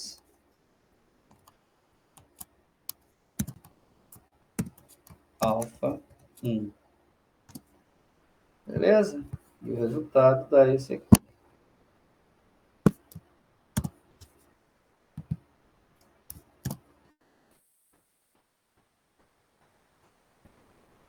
Beleza? Beleza. Bom, então, beleza. Então, aqui eu já fiz o ajuste. Eu tenho o alfa, o alfa do x da base. A frequência é a mesma. A frequência não muda, que é 0,2185, que está mudando a severidade, porque eu tenho severidades para o sexo masculino e severidades para o sexo feminino. Mas frequência, o sexo é irrelevante. Na frequência, a frequência de sinistro não é distinguível pelo sexo. A severidade do sinistro é distinguível pelo sexo, só para gravar. Então, ou seja, é indiferente se você bate mais para essa amostra, tá? Se você é mulher ou homem. Tem sempre aquela história, mulher bate mais, homem bate, mulher bate menos, mas o que é relevante é, a severidade do sexo masculino é maior do que a severidade do sexo feminino. Parece fazer sentido, porque se você pensar aqui, os homens gostam de motores com mais potência, andam mais rápido, são mais exacerbados, mas eles batem menos. É isso que eu estou concluindo pelo conjunto de dados, tá vendo? Eles batem, eles batem a mesma coisa que as mulheres, apesar de serem mais. Quando eles batem, eles machucam mais, né, o carro. Tá? É isso que eu estou dizendo aqui, esse conjunto de dados. Isso é curioso. Tá? Gravem isso para vocês. Isso, às vezes, é uma boa forma de vocês entenderem esse modelo. Tá? Então, aqui, pronto. Aqui, olha só, tem uma base 1 e uma base 2. Mas eu fiz aqui os resultados, os prêmios que devem ser comprados pelos mesmos perfis de riscos, com a diferença. Um é do sexo feminino. O prêmio para o sexo feminino tinha que ser 2.000. Então, meu celular está parando minha gravação. Mas vamos lá. Então, agora eu estou fazendo esse ajuste. Eu tinha feito o ajuste com a base, baseado na área, mas vamos fazer pelo sexo, que é mais interessante, inclusive a análise. Eu tenho uma análise da base pelo sexo feminino e tenho uma análise do prêmio, né, de risco pelo sexo masculino. E os resultados é isso. Olha, o prêmio de risco, né, para pessoas do sexo feminino está dando 2.209 e o prêmio para pessoas do sexo feminino está dando 2.614, tá? Do que? A gente já sabe, de um carro com o perfil sedã, station, qualquer pessoa com perfil sedã, station wagon, tá bem aqui. Ó, vamos ver aqui. Ó. Vou tentar ver se eu coloco os dois aqui, os dois resultados. Aqui. Qualquer pessoa, qualquer risco com perfil sedã, station wagon, hatchback, em que o veículo está na faixa de idade 1 e 2, tá? A idade do condutor está na faixa 1 e a área de residência do condutor é A, B, C ou E, tá? O que tem, que é do sexo feminino, com essas características, vão pagar 2.209 e os do sexo masculino vão pagar 2.614. Mas para qualquer outra combinação possível, o sexo masculino provavelmente vai pagar mais, porque a severidade é maior. Tá? Isso é o que é legal dessa análise. Tá bom? Essa análise te dá uma relação boa e esse prêmio de risco é uma boa métrica. Ele pode ser considerado uma boa métrica tanto para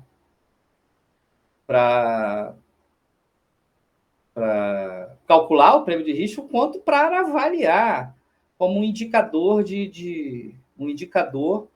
aquele indicador, por exemplo, de frequência e severidade. Está no quadrante em que você tenha frequências muito elevadas com altas severidades. Então, é só você pegar, por exemplo, perfil de maior risco na frequência, pega lá, ó, a gente fez a análise do perfil de maior risco ali em cima. Então, pega lá todo mundo que está no perfil de maior risco, tá? Identifica e calcula as severidades desses caras. Aí você pode escolher ali os mais. Já sabe que é do sexo masculino. Então, todo mundo que tem o perfil de maior risco do sexo masculino, por exemplo, pode ter um tratamento mais. Como é que eu vou te dizer? Mais diferenciado, assim. Ou seja, você pode. O prêmio ele já vai te dar automaticamente um valor maior. Mas esse prêmio ele pode estar dentro de um limite que você vai avaliar dentro do gerenciamento de risco, que não te interessa. O apetite de risco não está disposto a aceitar isso aí. Mas poderia estar disposto a aceitar se você fizesse um tratamento e fizesse uma análise de sensibilidade nesse tratamento para reduzir, tá, esse prêmio para um nível que você tenha mais interesse. Olhando, por exemplo, analisando só os perfis de maior risco com maiores severidades. Você pode fazer um ordenamento de risco completo só com isso. Vou botar um fora aqui nessa tabela e você faz esse ordenamento de risco, tá bom? Isso para fins de gerenciamento de risco, tá bom? Para fins de tarifação de seguro, você pode fazer uma grande tabela aqui que você faz as relatividades, calcula para cada relatividade qual é o efeito a mais, qual é o efeito acima, tudo que está aqui dentro dessa análise, e você, a partir daquelas duas estimativas, aqueles dois conjuntos de estimativas, tanto da frequência, do modelo da frequência, quanto do modelo de severidade, você faz um monte de coisa, você extrai um monte de informação relevante, tanto para classificação de risco, quanto para cálculo do prêmio de risco, como para classificação global do risco, onde considere tanto a frequência quanto a severidade. Beleza? Bom, então é isso, minha gente. Aqui, ó, o prêmio de risco, deixa eu ver aqui. Não, esse é o ESP da base. Falei besteira para vocês, tá? O prêmio de risco está aqui embaixo, perdão. Ó, Mi da base, Mi gama da base 1, base 2, aí sim ele vai me dar o prêmio de risco. Perdão, falei besteira. Isso aqui são as severidades esperadas. Então, falei besteira para vocês. A gente tem aqui, na parte superior, o valor esperado das severidades daquela mesmo perfil, só que se diferencia pela sexo feminino e sexo masculino. E logo abaixo, sim, eu tenho o prêmio de risco de um perfil que estaria na base lá da frequência para um perfil do sexo feminino em relação ao perfil do sexo masculino. Então, ou seja, o sexo feminino pagaria 482, esperaria ter 2.209 valor do sinistro, individual, por sinistro. Tá? E o do sexo masculino pagaria 570 dólares, unidade monetária. Tá?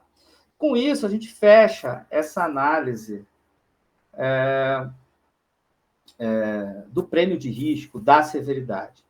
O que fica faltando, e é importante que eu apresente para vocês, eu vou apresentar em 10 minutos. É a questão, primeiro, algumas coisas eu já falei para vocês, a gente não vale a pena ficar reforçando, né? Essa análise ela foi feita baseada no estudo em que a hipótese para a frequência de sinistro para a unidade exposta é uma hipótese de uma distribuição Poisson. E a hipótese do valor médio do sinistro, ou do valor total do sinistro, é uma distribuição gama. Tá? Quais são os dois problemas dessa hipótese? Primeiro, na Poisson, na frequência de sinistro, eu estou partindo da premissa que a média é igual à variância entre todos as apólices. A média é sempre igual à variância. O que isso é uma hipótese muito extrema, muito estreita. A gente tem que analisar e testar a hipótese da variância ser maior que a média. A variância ser maior que a média significa que existe uma sobredispersão. Eu já falei sobre isso nas outras aulas. E, portanto, a hipótese da distribuição Poisson não é válida. E aí você tem que considerar outras hipóteses para a frequência de sinistro. A mais razoável é a análise, é utilizar, por exemplo, dentro do arcabouço de modelos lineares generalizados, é usar binomial negativo. Tá? Então, esse é o primeiro ponto. Usar a binomial negativa no caso de sobredispersão. E a sobredispersão só vai existir se a hipótese da variância ser maior que a média. E como é que você faz? Existe um teste de hipótese, vocês podem buscar lá nesse material, quem tiver interesse, e sugiro que tenham interesse em identificar, pesquisar na internet, qual é o teste de hipótese sobre dispersão. Mas eu poderia dizer assim, olha, dentro do contexto, eu dizer assim, olha, já identificamos que há sobredispersão nesse conjunto de dados. Eu posso forçar essa necessidade. Já dizer, você não precisa fazer teste, você já vai olhar e vai verificar que existe sobredispersão e, portanto, a hipótese da Poisson não é válida.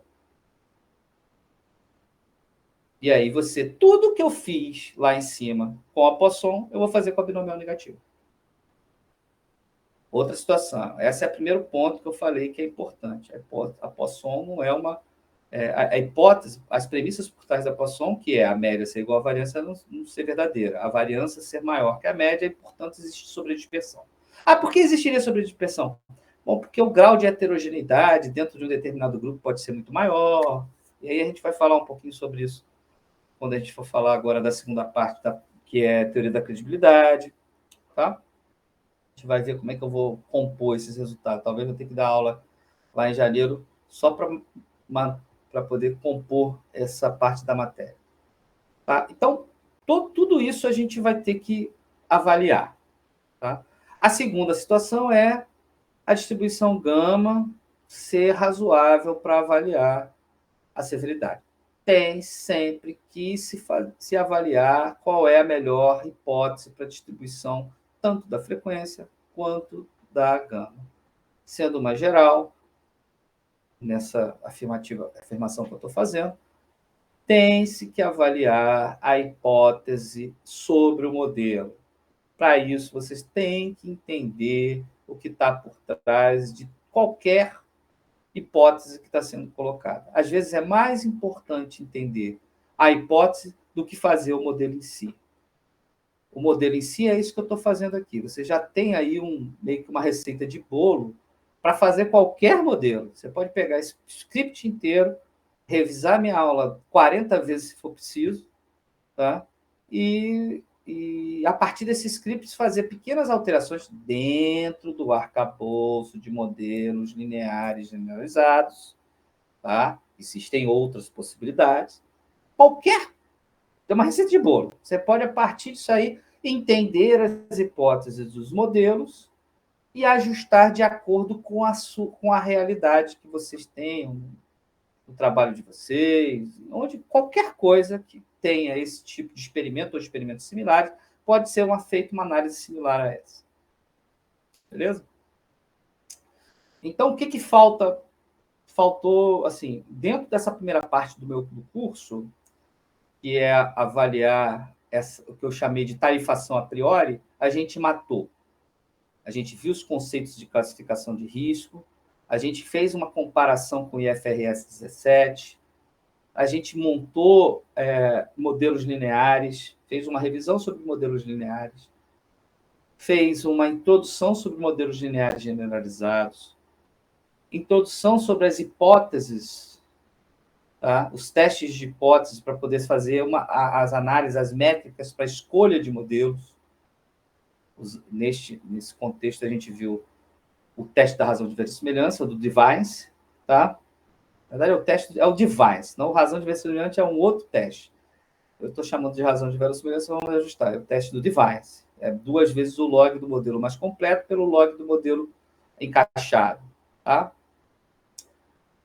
Avaliamos a estatística de Wald, avaliamos os objetivos quando você estabelece o experimento, uma hipótese alternativa contra uma hipótese nula. Avaliamos a interpretação dos p-valores, tanto da estatística de Wald quanto do teste da Devine, teste quadrado. Tá? Verificamos esses conceitos de classificação de risco com base nas informações da Poisson. Falamos sobre a dispersão da Poisson, que no caso da variância ser maior que a média. Avaliamos e mostramos com um conjunto de dados a modelagem da severidade, ou do sinistro médio, ou do montante de sinistro da pólice. Qualquer um desses aí foram falados na aula de hoje e das aulas anteriores. Da análise de dados, e com base na modelagem da frequência de sinistro e do modelo de sinistro coletivo, calculamos os prêmios de riscos e fizemos algumas análises dos perfis de risco. Esse era mais ou menos a ementa da primeira parte do curso. O que a gente poderia acrescentar, mas aí seria um extra? É olhar sobre a abordagem individual. Em vez de avaliar uma distribuição Poisson do conjunto do montante total de sinistro na pólice, verificar se teve ou não sinistro, ocorreu ou não sinistro. É o modelo de ocorreu ou não. Aí é dicotômico, ocorre ou não ocorre. Então, uma variável já não é Poisson, aí é uma variável Bernoulli, ocorre ou não ocorre, ocorre ou não ocorre. Tá? Aí você tem que usar o modelo binomial. Tá? Com esse modelo binomial, vocês podem modelar, utilizar também machine learning para fazer essa modelagem do risco individual. Geralmente é isso que se faz com machine learning, quando você tem a classificação de risco poderia ser feita por machine learning, usando essa abordagem do risco individual e de ocorrer ou não sinistro, e pegar os perfis e jogar numa máquina. E ela vai te cuspir lá automaticamente os resultados. O que você perde? Você ganha, talvez, em precisão, ganha em uma série de outros parâmetros, mas você perde interpretação da ocorrência ou não, ao invés de usar o modelo logístico, Talvez o logito tenha um resultado mais ineficaz na classificação de risco do que o modelo de machine learning, tá? Mas tudo é uma questão de avaliar o prós e o contra de usar um modelo ou outro. Se você está orientado para um resultado, uma métrica específica, ou minimizar um erro, ou você está orientado para uma interpretação dos resultados. Aí usar distribuições logito, que geralmente, não é que é geralmente, tá? Eu posso dizer que você poderia trabalhar bem essa distribuição binomial, né, esse modelo binomial, ou Bernoulli, que tem uma função de ligação logito, e fazer o estudo dos preditores de uma forma mais complexa, mais completa. Assim, importante, aproveitando, a interação entre níveis de fatores diferentes podem gerar resultados diferentes. O que significa isso? Todos os modelos que a gente utilizou até agora considerou única e exclusivamente que os níveis, não existe interação entre os níveis dos fatores. São todos ortogonais. Tá? Quer dizer, a pessoa do sexo masculino na idade 1 é independente da pessoa do sexo masculino na idade 2. Mas pode haver uma dependência entre esses níveis de fatores. Aí você tem que usar outros tipos de experimentos com interações, para tirar o efeito da interação desse modelo, e aí sim ajustar o modelo aditivo, né? Que eu estou chamando de modelo aditivo. Beleza? Isso tudo está lá no livro, no material que eu dei para vocês. Quem tiver mais interesse, busque, que eu acho que é importante, porque isso vai gerar conhecimento para modelagem matemática, para modelagem de experimento. Minha gente, já falei demais, estou quase mais de 2 horas falando, quase. Vamos ficar por aqui, vou parar a gravação. Tá? E vamos aguardar aí até o fim da semana. Deixa eu parar aqui também, senão vai ter esse. E vou mandar para vocês, assim, vou montar essa gravação aqui e vou subir lá no canal para que vocês possam estudar para a semana que vem a gente fechar essa prova, tá bom? Alguma dúvida? Professor, em relação à prova, vai ser no horário da aula? Eu vou abrir a prova no horário da aula e vou dar um tempo. Acho que eu não cheguei a comentar na última aula, mas depois eu vou fechar aqui uma ideia. A minha ideia, eu vou abrir